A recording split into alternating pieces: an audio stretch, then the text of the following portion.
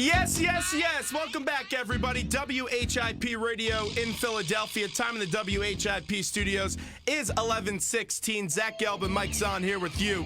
We are the main event, taking you up until noon Eastern time. This Saturday night, we're getting all pumped up as number 9, Notre Dame, comes into town. They're 6-1 on the year, and they will play your undefeated 21st ranked Temple Owls. Now joining us on the hotline is a man that will be in the parking lot on Saturday, getting everyone fired up, along with his good friend Bobby Hirschman, tailgating with all the alumni and the students, and then he'll be making his way into the stadium, the all-time leading tackler in the history of Temple football with 492 tackles, and that is Steve Conjar, who joins us on the hotline right now. Steve, thanks for a few minutes. How are you? Good. How are you? Well, we're doing great, and we appreciate you giving us a few minutes today. Now, last time we had you on the air, it was for the Cherry and White game as Temple was getting ready to start this season. And you were telling me, as we were looking ahead to the Penn State game and the Notre Dame game at that time, that your cousin won a national championship at Notre Dame. Is there any smack talk going on between him and you leading up to this game? No, it's been all quiet.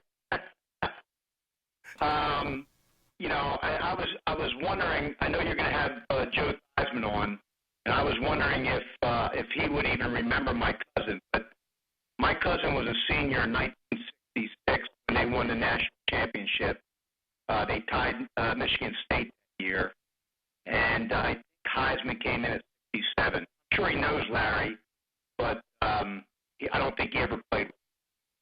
Well, we'll definitely ask Joe when he joins us on later in the show. And you were at Temple when it was a very good time to be an Owl, led under the great coach in Wayne Harden. And your 79 team, we all know how much that meant to this university as they went on to win the Garden State Bowl. Do you see any similarities between that 79 team and this team now?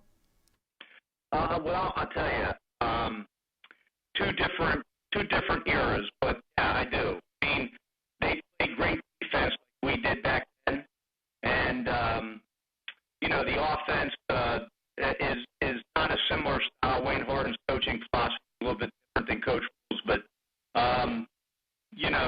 this team, this current team we have, they're just unbelievable. I mean, my issues with them is that they start out a little bit slow. And I think on Saturday night, they got to come out all 4 quarters and play balls out the whole time because Notre Dame's not going to sit back and let them play good for a few minutes and really good after the second quarter, whatever it might be. They got to come out and play 4 quarters of football to beat a team like Notre Dame. No doubt about that, and they've started out for slow this year, Temple, as they only have about, I think it's 30 first-quarter points this year, and Notre Dame has been outscoring opponents by a score of 78-37 in the first quarter of those games. But one similarity that I really do see between that 79 team and your team, besides the win record, has to be the play of the linebackers. You obviously were there, and then Tyler Medikevich is here now, and he's closing in on your all-time leading tackler record. Now, he's going to fall just a bit short. I did the math. I think he's on pace for 466 or 467 tackles, and I know you could still add in a conference championship game or in a bowl game, so we'll be close. But when we were talking last, you said that the Tyler Medikevich reminded you a lot of Luke Kuechly, and Luke Kuechly was coached by Mike Saravo at BC, and now Saravo is here with this Temple football team. Why does Tyler Medikevich remind you of Luke Kuechly, and do you think he's the best linebacker in the country? I really do believe that he is playing the best linebacker in the nation right now. I don't see anybody playing up to the potential that he's been displaying on the football field. And, I watched that game last night with the Eagles and the Panthers, and you look at Kuechly and the way Tyler plays, very similar styles, to the ball all the time, in on a tackle all the time. I mean, there's no reason why he should not win the Buckus Award this year because I just don't think there's anybody out there playing the way he's playing. Now, Steve, you are a former AP All-American for this Temple Owls program. Notre Dame is ranked 50th in defense. They run a 3-4 defensive scheme. I know you want Jahad Thomas to run all over this defense, but back in your day, how would you have stopped a running back like a Jahad Thomas? Well, listen, I would hope that since I played against Herschel Walker that I could play against Jihad, but I'm not taking anything away from him because everybody has their different styles of play. I mean, he's more of a slasher running back, and Herschel was kind of like that, but Herschel was definitely a power back. But I think Jihad, more similarities as he is with Kurt Warner, who played for Penn State. And we seem to have defensed him pretty well back in the late 70s. So, we were fortunate enough to have a great defensive coordinator in Vince Hoke, and he had always prepared us for every game. And, guys like Jihad or whoever it might be, we were always ready to go and play. Now, you just mentioned that you had a very strong defensive coordinator. The Temple Owls are 7-0, and a lot of that has to do with this coaching staff. Do you think that this is more of an underdog, like Rocky story, or does a lot of this have to do with the coaching staff coaching these players up to be 7-0 for the first time in program history? Yeah. I mean, I think Phil Snow has done a great job with that defense as a defense coordinator. And I just think that, with the recruiting that Temple has done over the last few years, with Coach Rule and started with Al Golden and then a little bit of Adazio, I think that they're just getting better kids to play these positions, and that these guys are just, they're on their game right now. There's no denying that. I don't think there's anybody in the Philadelphia region that thought Temple would be 7-0 at this point in time. And they're playing like pros. You got to give them a lot of credit because they're winning games in spite of themselves because they do have some letdowns, but they're doing the job and they're getting it done. And that's one of the differences that I see in this football team is that it just seemed in past years that they had a hard time finishing games. And you don't see that now. These guys are there. They're playing their hearts out, and it's great for guys like me to witness it. Would you be okay if Tyler Medikevich broke your all-time leading tackler record? Yeah, I'm fine with it. It bummed me out. I was bummed out about it, because it's been such a long time that I held it. But I can't. I couldn't think of anybody better to break it than him. Because I love the kid so much. I just think he's a class act. He's a quality kid, and I think that anything that he does in life, he deserves because he's just. All those guys in that team, they all seem to be like that, and I guess that's a credit to their coaching and their families, the way they were raised. These kids are just really good kids. I'm talking to Steve Conjar, the all-time leading tackler in the history of Temple University football, was on that 1979 Garden State Bowl team that won by a score of 28-17, and he's a Temple University Hall of Famer as well. And the coaching staff, they really do a great job here, and you played under Wayne Hardin. It doesn't get any better than that in the history of Temple football. Can you share to us one story or just one valuable lesson that Wayne Hardin taught you when you were a football player here? Well, he was such a well-known coach back in the day. I didn't follow college football that much as a kid, or pro football, either. But I knew that name. Because I ranked him right up there with Ara Parseghian and those type of coaches back in the day. Coach, he was more of an offensive-minded coach, not on the defensive side of the ball. But, to play for a guy who coached two Heisman Trophy winners at the Naval Academy, Roger Staubach and Joe Bellino. I don't know what other player could say that were a coach, that you had a guy that coached you, that coached, two Heisman Trophy winners in his career. So, the guy was a great coach. He is the first guy at Temple to win the way he won. What's he have, 112 wins at Temple over a 12-year period? Yep. And I think that's where we get, we look back as players back in the 70s and the 80s, and we said, that he did it back then. Why can't they do it now? Which they are displaying that now. We've had winning seasons here for the last 7 or 8 years, so it's good. How would he prepare for a big game? Because people are saying this is the biggest game in program history. What would he say to you guys? Well, how would he prepare for the big game if he was coaching still for Saturday night?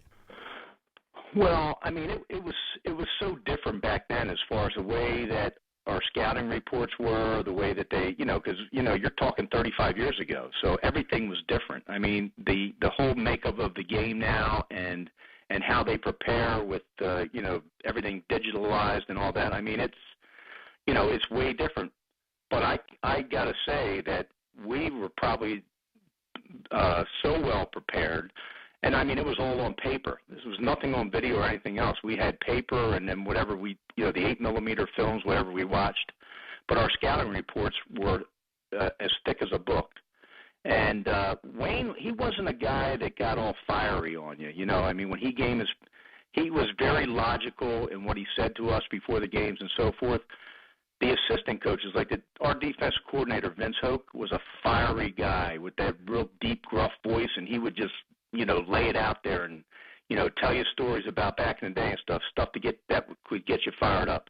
And then you had guys like Mike Curcio and Chris Stenger and Rich Garza that were senior players back in '79 when we won the Garden State Bowl. And they would, those guys were full of, piss and vinegar and yelling and screaming, and they would get you fired up too. So that's the way it was. It's actually 118 career wins for Wayne Hardin, 80 as the head coach of Temple football, as he was 80-50 with 3 ties in his history of coaching Temple football. And last time we did have you on, Steve, though, I remember us talking about Penn State, and you had a little bit of an issue with some of the local writers in town that have all their coverage for Penn State. And all those Temple teams, ever since that 74-year period, weren't able to take down Penn State. This year, the team got behind 10-0 and then scored 27 unanswered points. What did that win mean for you as an alumni to see Temple finally take down Penn State and the Nittany Lions? Boy, I'll tell you, it was fantastic. And it seems like a blur because it seemed like it was a long time ago. But when I look back at that first game and where Temple has come the last 7-8 weeks, the press that they're getting now, they never got that beforehand. I mean, you see a blip in the paper, a little bit of something, but it seems like people are jumping on board now, and they're getting a lot more press. I mean, I read the Enquirer every day, so I see it.